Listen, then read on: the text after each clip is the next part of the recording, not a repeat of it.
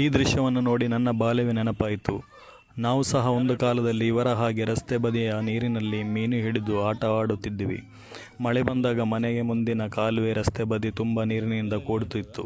ಅಲ್ಲಿ ನಾವೆಲ್ಲ ಗೆಳೆಯರು ಸೇರಿ ಬಟ್ಟೆ, ಬಕೆಟ್, ಪ್ಲಾಸ್ಟಿಕ್ ಕಪ್ ಯಾವುದಾದ್ರೂ ಹಿಡಿದು ಮೀನು ಹಿಡಿಯುತ್ತಾ ಆಟವಾಡುತ್ತಿದ್ದೆವು.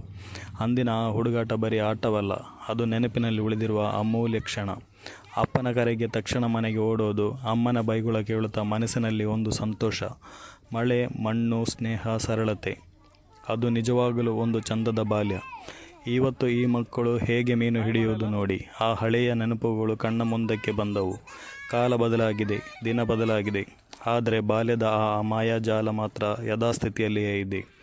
ನಾವು ಬೆಳೆದ ಹಳ್ಳಿ ರಸ್ತೆ, ಮಳೆ, ಆಟ ನೋಟ ಇವೆಲ್ಲ ಮರೆಯುವುದು ಸಾಧ್ಯವೇ?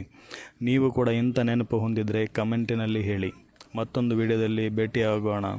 ಅಲ್ಲಿವರೆಗೆ ಬಾಯ್, ನಮಸ್ಕಾರ.